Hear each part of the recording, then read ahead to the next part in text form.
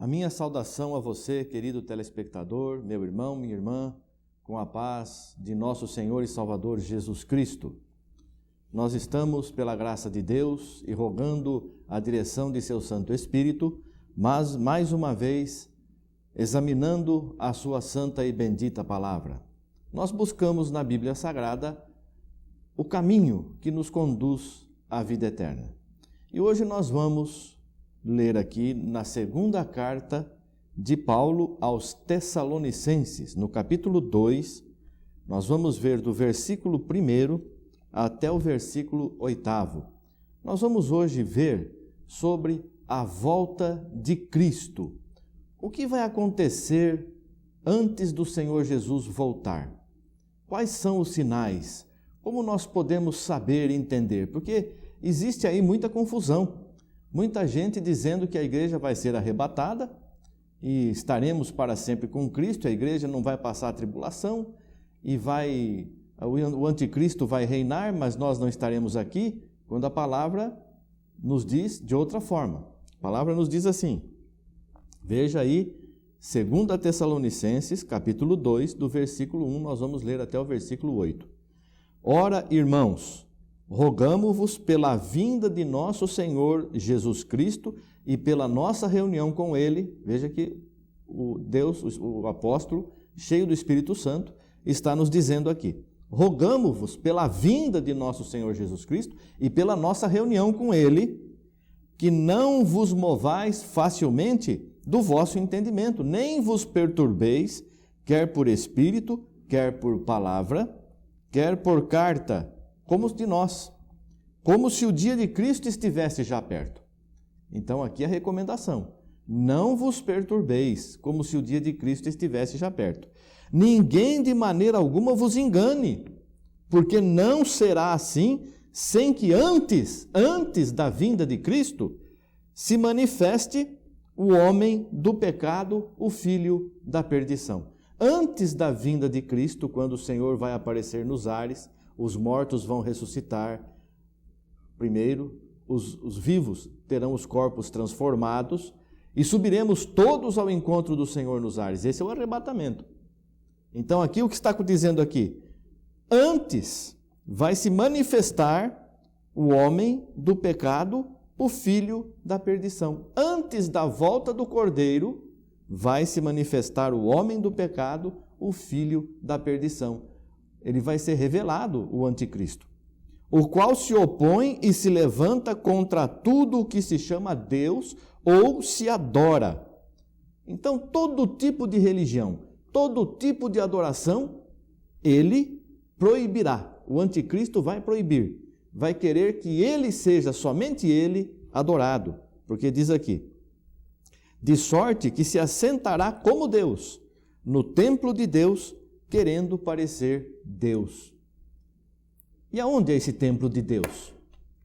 Nós sabemos que existe em Jerusalém um local onde havia sido construído o templo por ordem de Deus, primeiro por Salomão, depois foi destruído, reconstruído, e os judeus até hoje, os hebreus, estão aguardando para reconstruir, segundo informações, e a gente tem conhecimento de que existem todos os materiais já preparados para que seja construído o terceiro templo.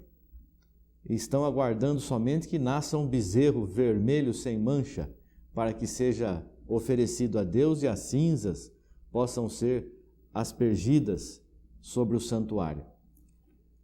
Então pode ser até, isso já é especulação, que se construa o terceiro templo. Mas seja onde for, seja conforme a vontade de Deus, vai aparecer um homem que vai proibir todo tipo de adoração, vai proibir todo tipo de serviço a Deus, vai proibir tudo que se adora, porque não vai se levantar só contra os cristãos.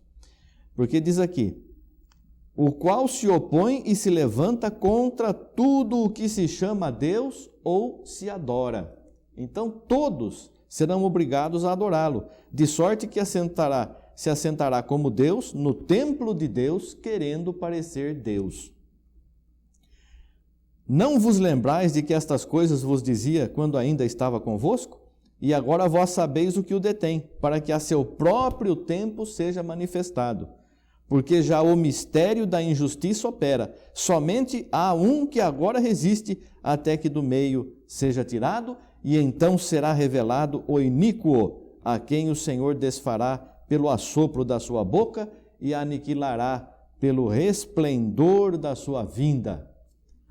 Somente há um que agora resiste. É o Espírito Santo, é Deus, o próprio Pai.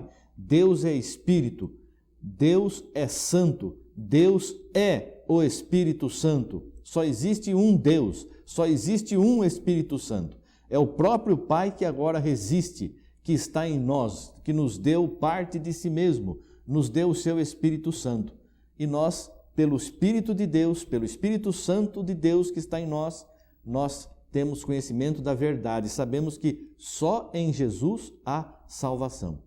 Mas esta tribulação vai ser manifestada, e a igreja vai estar aqui e vai ver o que está precedendo a volta de Cristo. Então vai ser fácil reconhecer quando é que vão acontecer essas coisas.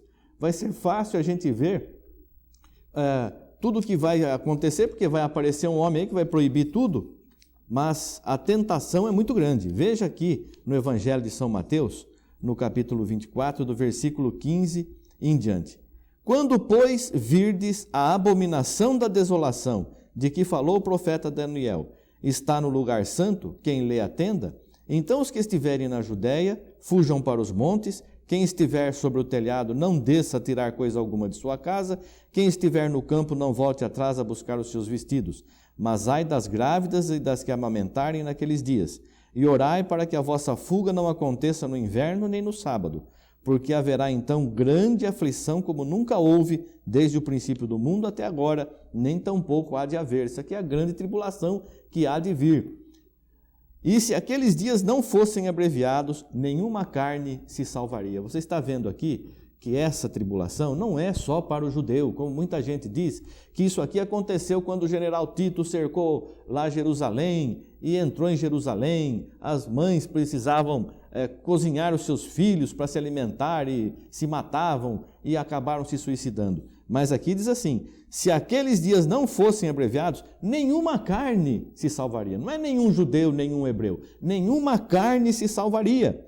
Mas por causa dos escolhidos, por causa dos escolhidos, não os judeus, porque hoje Cristo veio para judeu e para gentio. Hoje, qualquer um que quiser ser salvo, tem que aceitar Jesus. Então diz aqui, se aqueles dias não fossem abreviados, nenhuma carne se salvaria. Mas por causa dos escolhidos, serão abreviados aqueles dias. Então, aqueles dias de tribulação, tem pessoas que dizem assim, você viu como passou rápido esse ano? Olha, os dias estão sendo abreviados. Não é isso não, irmãos. Não se deixe enganar. Os dias que são abreviados são os dias da tribulação. Em vez de passarmos 7 anos de tribulação, o Senhor Jesus abreviou. Nós vamos passar 3 anos e meio de tribulação, que é um tempo e tempos e metade de um tempo. Porque o anticristo fará uma aliança com todo mundo por 7 anos, mas no meio desse prazo, ele vai romper essa aliança e vai acabar acontecendo esta grande tribulação aqui, esta grande perseguição, como nunca houve nem jamais haverá.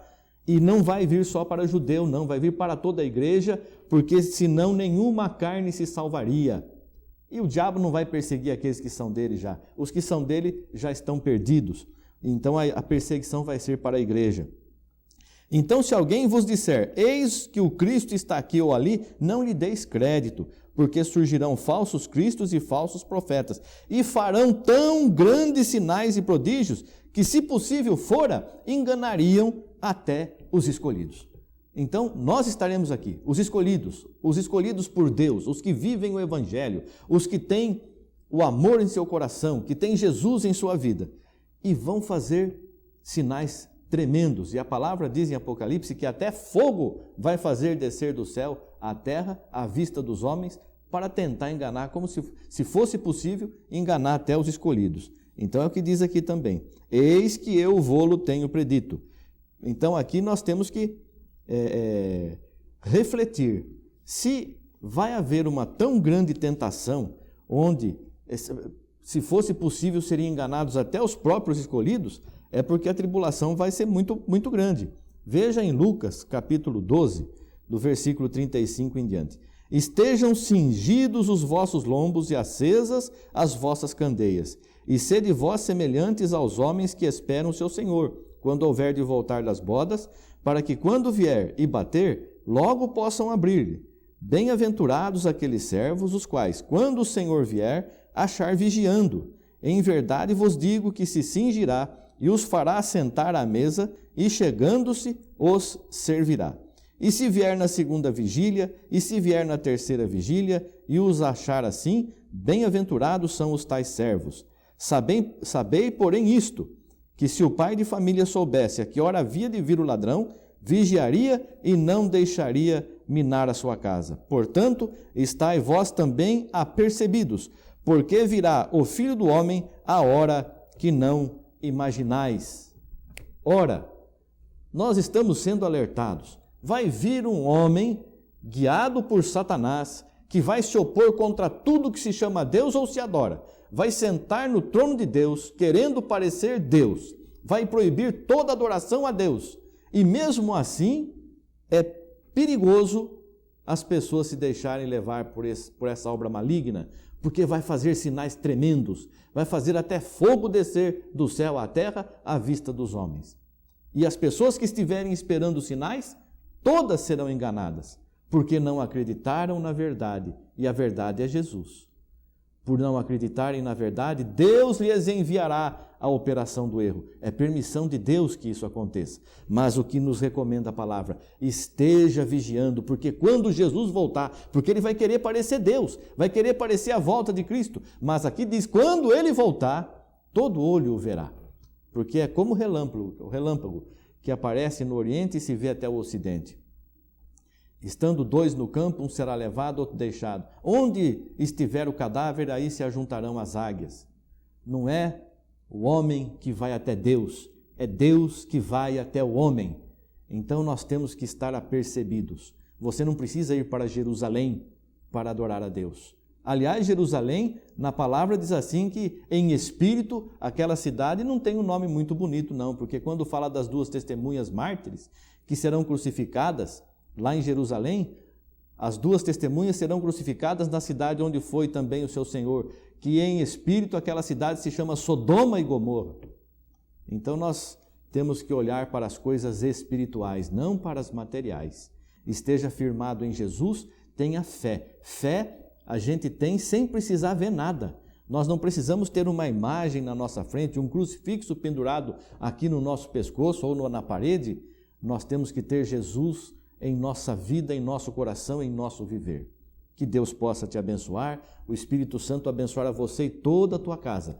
Que o Senhor Jesus te guarde, que o Senhor Jesus te ilumine, que o Espírito de Deus esteja em tua vida e de todos aqueles que são caros a você. E dê exemplo de salvação e virtude, para que estejamos prontos e preparados para servirmos sempre a Jesus Cristo com amor e sinceridade. Que Deus te abençoe e a todos nós, em nome de Jesus Cristo. Obrigado, Senhor, graças a Deus pela tua salvação. Amém, graças a Deus.